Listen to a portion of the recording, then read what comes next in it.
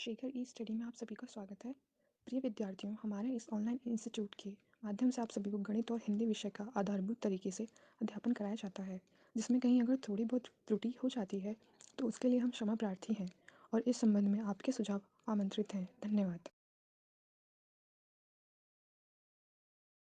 Hello दोस्तों, मैं शेखर स्वागत करता हूं आपका अपने YouTube चैनल शेखर ई स्टडी पॉइंट। दोस्तों, ग्राफ एवं तालिका आपकी चल रही थी। आपकी देखिए एग्जाम तिथि जो है अक्टूबर में 15-16 पर एक स्वेटर निर्धारित है। ठीक है, देखिए ग्राफ और तालिका में हमने पाई ग्राफ, बार ग्राफ को देख लिया था। रेखा ग्राफ आपका चल रहा था, संभवतः 1-2 पार्ट आ चुके थे। उसी क्रम में आज अगला होगा और क्रम के अनुसार ये 14वां पार्ट होगा। ठीक है, मतलब आपने 1 से लेकर 14 तक के बीच के सफर को तय किया है ग्राफ और तालिका में। लगभग अभी ये आपकी समाप्ति की तरफ बढ़ रहा है। ठीक है, हमने काफी हिस्सों को कवर कर लिया। अगर आपने नहीं देखा है तो पाई ग्राफ, बार ग्राफ इनको देखने के लिए शुरू से भाग को देखते आइए। ठीक है, और इसे अपने एग्जाम तक रिवाइज करते रहिए, प्रैक्टिस सेट सॉल्व करिए। हालांकि मैं प्रीवियस ईयर के क्वेश्चनों को बताऊंगा जब ये पूरा कंप्लीट कर लूंगा। लगभग 20 पार्ट आएंगे इसके, 14 चल ही रहा है, 5-6 पार्ट और आएंगे, कंप्लीट हो जाएगा। उसके बाद इसी से रिलेटेड प्रैक्टिस सेट आपके आरंभ हो जाएंगे। ठीक है, मतलब आपका सिलेबस पूरा ग्राफ और तालिका का कंप्लीट कर लेने के बाद आपको प्रैक्टिस सेट बताए जाएंगे। बाकी आप सब नंबरों से परिचित ही होंगे, यहाँ पे लिखा भी है 20 नंबर की आती है ग्राफ और तालिका। आइए शुरुआत करते हैं आज का पार्ट। देखिएगा, आज का आपका ये प्रश्न है। ठीक है, ये रेखा ग्राफ है। इसमें विभिन्न वर्षों में 3 क्षेत्रों में, रक्षा क्षेत्र, सेवा क्षेत्र और विनिर्माण क्षेत्र, ठीक है, 3 क्षेत्रों में निवेश को दर्शाया गया है। ठीक है, ये वर्ष है 2004 से 2008 तक। ठीक, इनमें आपको इन 3 क्षेत्रों में जो निवेश हुए हैं उनको लाख रुपए में करके यहाँ पे दर्शाया गया। जैसे 50 लाख, 100, 150, इस तरीके से लाखों रुपए में जो निवेश है उनको दर्शाया गया है। ठीक है, अब आपको इसी का अध्ययन करना है और आपके प्रश्नों का आंसर देना है। ठीक, यहाँ पे ध्यान दीजिएगा, यहाँ पे एग्जैक्ट मान लिख दिया गया। आपको यहाँ से मतलब टैली नहीं करना, आपको यहीं पे मान लिख दिया गया, उसी को देख कर आपको काउंट करना है। ठीक, प्रश्न क्या कह रहा है, किस वर्ष सभी क्षेत्रों में एक साथ सर्वाधिक निवेश हुआ। मतलब ऐसा कौन सा वर्ष है यहाँ से यहाँ तक कि उसमें सभी क्षेत्रों, मतलब सभी क्षेत्रों का तात्पर्य है तीनों क्षेत्र, रक्षा, सेवा और विनिर्माण, सभी क्षेत्रों में एक साथ, मतलब तीनों क्षेत्रों को जोड़ दें अगर उस वर्ष में, जैसे 2004 में हम तीनों क्षेत्रों को जोड़ दें तो ऐसा कौन सा वर्ष है जिसमें ये सर्वाधिक आंकड़ा आता है। तो इसके लिए आपको एक एक को निकालना पड़ेगा। जैसे 2004 का अगर आप आंकड़ा देखें, 2004, ठीक है, अब 2004 में तीनों क्षेत्रों में निवेश क्या है। 2004 में देखिए यहाँ पे पहला है 247.76, ठीक है, 247.76, ठीक, दूसरा है 120.41, तीसरा है 87.5। सिंपल सा क्वेश्चन है, बस इसको आप ऐड कर दीजिए। ठीक, इसको जब ऐड करेंगे, हालांकि आप ऐड करके देख लीजिए, क्या मैं आपको लिख के बता देता हूँ आंकड़े। ठीक है, कैसे करना है आपको जी, मतलब ये तीनों को जोड़ देंगे तो आएगा 455.67, ये पहले का आ गया। ठीक, 2004 हो गया। 2005 का आंकड़ा देखिए, इसी तरीके से लिख डालिए, 223.84, फिर आपका है 121.47, फिर आपका है 84.45। ठीक है, अगर अब हम इन तीनों को जोड़ेंगे तो आएगा 429.76। मतलब आपको सभी वर्षों के संयुक्त रूप से क्षेत्रों के आंकड़े निकालने हैं। ठीक है, 2006 में देखिए यही तीनों को जोड़ना है आपको, 243.67, 187.98 और 81.23। ठीक, इन्हें जोड़ देंगे आएगा आपका 512.88। ठीक है, अब 2007 इसी तरीके से कर लीजिएगा। 2007 में जब आप तीनों जोड़ेंगे, मैं यहाँ आंकड़े नहीं लिखता हूँ, 1, 2, 3, मतलब ये और ये 2007 के आंकड़े हैं। ऐसे ही देखा जाएगा, इसी के सीध में देखिए तीनों क्षेत्रों का उस वर्ष के सीध में दिया हुआ है। जब ये तीनों आंकड़े 2007 के आप जोड़ देंगे तो आएगा आपका 503.89। ठीक है, उसी प्रकार से 2008 एक वर्ष और बचा है, इसको ऐड कर देंगे तो क्या आएगा, 437.13। ठीक है, अब आपसे क्या पूछा है कि किस वर्ष सभी क्षेत्रों में एक साथ सर्वाधिक निवेश हुआ है। तो ऐसी कौन सी इसमें संख्या है, डिजिट है जो सर्वाधिक है। तो देखेंगे आप क्या, 512 सबसे बड़ी है यहाँ पे। देखिए दूसरे नंबर 503 है, फिर क्रम करके घटते हुए क्रम में। तो 512 किस वर्ष की है, 2006। तो आप लिखेंगे 2006 ऐसा वर्ष है, ठीक है, जिसमें एक साथ सर्वाधिक निवेश हुआ है अन्य वर्षों की अपेक्षा। ये आपका आंसर हो गया क्या, 2006। ठीक है, उम्मीद करता हूँ समझ में आया होगा। आइए अगला प्रश्न देखते हैं। देखिएगा दूसरा प्रश्न कह रहा है सभी वर्षों में एक साथ रक्षा और विनिर्माण क्षेत्रों में निवेश में लाखों में अंतर ज्ञात कीजिए। मतलब सभी वर्षों में, मतलब 2004 से 2008 सभी वर्षों में एक साथ आपको क्या बताना है, रक्षा क्षेत्र और विनिर्माण क्षेत्र में जो निवेश हुआ है उसका अंतर जो आएगा वही बताना है, जो कि अंतर आएगा वो लाखों में होगा, क्योंकि आंकड़े सब क्या है, लाखों में दिए गए हैं। ठीक है, तो क्या करना है, सभी वर्षों में विनिर्माण क्षेत्र निकाल लीजिए। सभी वर्षों में विनिर्माण क्षेत्र, विनिर्माण क्षेत्र, ठीक है, में निवेश। ठीक, यही तो कहा है ना, सभी वर्षों में एक साथ रक्षा और विनिर्माण क्षेत्रों में निवेश। तो पहले एक बार सभी वर्षों में विनिर्माण क्षेत्र में निवेश निकाल लीजिए। विनिर्माण ब्लू से, नीले से, मतलब आपको क्या करना है, 87.5 को लिखना है। फिर देखिए अगला है 84, इधर बढ़ेंगे क्योंकि हमें सभी वर्षों में एक क्षेत्र का देखना है, किसका, विनिर्माण का। तो 2004, 5, 6, 7 ऐसे बढ़ते चले जाएंगे। 84.45, 81.23, 80.76 और 98.14। ठीक है, अब इनको ऐड कर दीजिए। इनको ऐड करेंगे तो क्या आएगा, सबको ऐड करेंगे। जब सबको ऐड करेंगे तो आएगा आपका 432.8, ये आएगा आंकड़ा लाख में। ठीक है, आप सबको ऐड करके देख लीजिएगा। फिर दूसरा हमें निकालना है सभी वर्षों में रक्षा क्षेत्र में, इसमें रक्षा क्षेत्र में निवेश। ठीक है, सभी वर्षों में हमें क्या, देखिए एक बार रक्षा का है, एक बार विनिर्माण का है। तो रक्षा क्षेत्र में निकाल लीजिए। रक्षा कहाँ है, ब्लैक से, काले से, 120.41 धन 121.47 धन 187.98 धन 205.67 धन 119.35। ऐड कर दीजिए, सबको ऐड कर देंगे तो आएगा 1152.37। ये भी आंकड़ा किस में आएगा, लाख।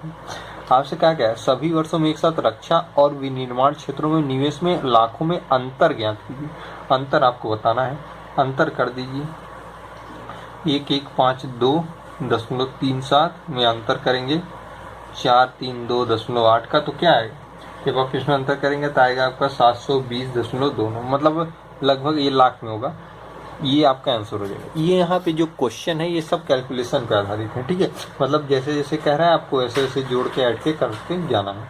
ठीक, अधिक से अधिक आप प्रैक्टिस करिए ताकि आप प्रिपेयर हो पाए, किसी प्रकार का प्रश्न आप कर पाएंगे। ठीक, तो इस तरीके का ये आपका आंसर हो जाएगा। मतलब इनका अंतर ज्ञात करेंगे, आपका 720.29 लाख आपका आंसर हो गया। ठीक है, आइए अगला प्रश्न देखते हैं। अगला प्रश्न देखिएगा, कह रहा है कि किस वर्ष में सेवाओं के क्षेत्रों में हुआ निवेश 5 वर्षों के कालखंड के दौरान सेवाओं के क्षेत्र में हुए औसत निवेश के सन्निकट है। ठीक है, लैंग्वेज समझिएगा, किस वर्ष में, ऐसा कौन सा वर्ष है जिसमें सेवाओं के क्षेत्र में हुआ निवेश, मतलब सेवा के जितने क्षेत्र, सेवाओं के क्षेत्र में है जो निवेश हुआ है वह 5 वर्षों, इन दिए हुए 5 वर्षों के कालखंड के दौरान जो सेवाओं के क्षेत्र में निवेश है, औसत निवेश की बात कर रहे हैं, औसत निवेश के सन्निकट है। तो सबसे पहले आप क्या निकालेंगे, 5 वर्षों के कालखंड के दौरान सेवाओं के क्षेत्र में हुए औसत निवेश को। ठीक है, 5 वर्ष में, पूरा नहीं लिखते, 5 वर्ष में सेवा क्षेत्र में औसत निवेश, ठीक है, 5 वर्ष में, मतलब यहाँ से यहाँ तक सेवा क्षेत्र, सेवा कौन सा है, ब्लैक से। ठीक है, 120.41 है, सॉरी 120.41 है, 121.47 है, 187.98 है, 205.67 है, फिर 219.64 है। ठीक है, आप जब आप इसे ऐड कर देंगे, ब्लैक से था ना, देखिए 205 के बाद 119, हमने 219 लिख दिया, ये देखिए ब्लैक वाला ये नीचे आ गया, 119.35 है। ठीक है, 119.35, ये आंकड़ा लिखा गया 119.35 है। जब आप इन्हें ऐड कर देंगे तो ये आएगा 754.88। ठीक है, सभी को जोड़ देंगे, लेकिन क्या है, औसत निवेश। औसत मतलब क्या होता है, कुल योग बटे कुल संख्या कितनी है, 1 2 3 4 5 की संख्या 5 से भाग दीजिए। जो ही आप 5 से भाग देंगे ये आ जाएगा 150.97। ठीक है, ये आ जाएगा 150.97। ये औसत निवेश आ गया। क्या 5 वर्षों के कालखंड के दौरान सेवाओं के क्षेत्र में हुआ औसत निवेश कितना है? 150.97। कैसे निकाला? सेवा के क्षेत्रों का पूरा आंकड़ा जोड़ दिया, उसके बाद कितने आंकड़े हैं? 5 आंकड़े हैं, 5 से भाग दे दिए, औसत निवेश आ गया। ठीक, अब पूछ रहा है किस वर्ष में सेवाओं के क्षेत्र में हुआ निवेश? ऐसा कौन सा वर्ष है जिसमें सेवा के क्षेत्र में हुआ निवेश इस निवेश के सन्निकट है? तो सेवा का क्षेत्र कौन सा है? ये वाला है, ब्लैक वाला आपको देखना है। इसके समीप कौन सी ऐसी संख्या जो इसके समीप है? 120 के बाद बड़ी है 121, 187 बड़ी है, फिर 205 बड़ा है, फिर 119 है। ठीक है, सबसे बड़ा कौन सा है? 120, 121, 187, 205 और 119 में। ठीक है, अब देखिए इस हमें देखना है सेवा क्षेत्र में, सेवा ब्लैक से सबसे बड़ा आंकड़ा देखिए यहाँ पे 205 का है। किसका? 205 का। क्यों? क्योंकि ये सॉरी देखिए यहाँ गलती होगी, सबसे बड़ा आंकड़ा तो है लेकिन इसके सन्निकट नहीं। ये 150 है, ये 205 है। क्या है? 205 है। ये क्या है? 150 है। तो सबसे सन्निकट जो मान होगा वो 150 के भीतर ही होना चाहिए। ठीक है मतलब 150 के आसपास होना चाहिए। तो देखिए 150 के आसपास कौन सा आंकड़ा पहुंचेगा?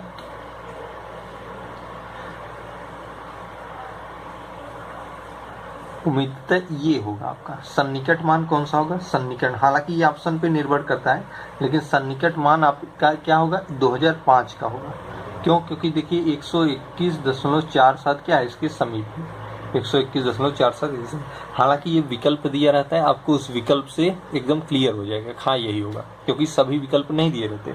जो सबसे सन्निकट आपको माना जाएगा वही दिया रहेगा। ठीक है, जैसे 150 के सन्निकट हमने 121.47 को मान लिया। हालांकि ये भी इसके सन्निकट पहुंच सकता है, लेकिन ये विकल्प पे आपके निर्भर करेगा कि ये और ये दोनों तो नहीं देगा, या एक देगा या ये देगा, या तो विकल्प में कहेगा कि 2005 और 2006 दोनों। ठीक है, सन्निकट मान लगभग मान के बराबर ही समझिए। ठीक है, तो मैंने 121.47 को मान लिया 150 से कम में। ठीक है, तो ये आपका आंसर होगा। ऐसे प्रश्न विकल्प से एकदम क्लियर होते हैं, क्योंकि विकल्प में आपका दिया रहता है कौन सा वर्ष, कई वर्ष दिए रहेंगे, उसी में से एक आपको चूज करना।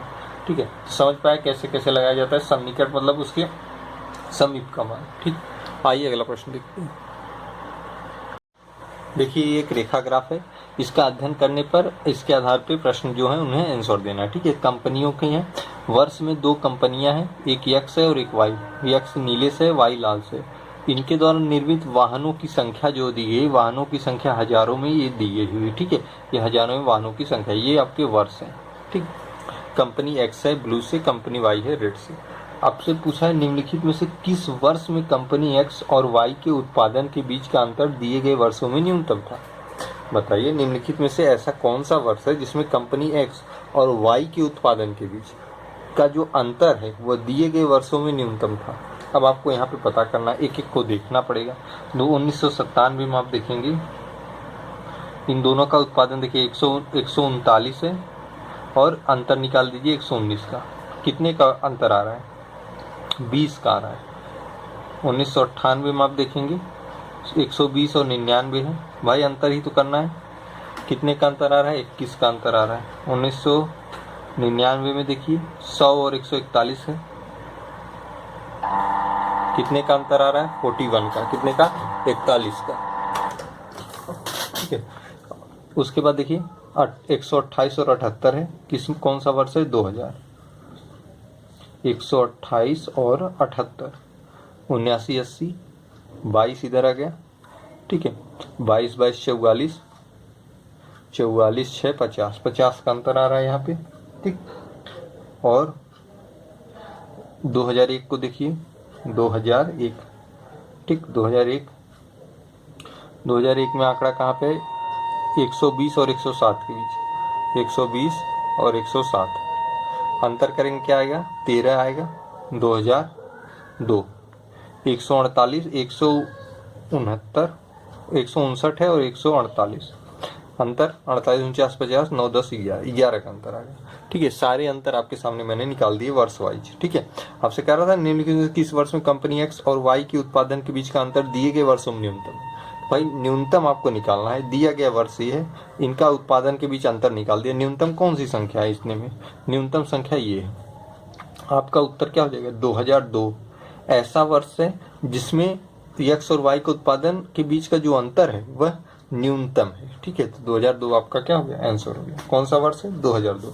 ठीक, तो ये आज का आपका सेशन था। लगभग अब रेखा ग्राफ से ऐसे ही प्रश्न आते हैं, कुछ और प्रश्नों को मैं बताऊंगा। अभी रेखा ग्राफ का हो सकता है 1-2 पार्ट और है, उसके बाद हम आपकी तालिका पे चलेंगे, वो आपका लास्ट होगा ग्राफ और तालिका में। उसके बाद प्रैक्टिस सेट आपके सॉल्व होंगे। ठीक है, तो आज का वीडियो फिलहाल इतना ही।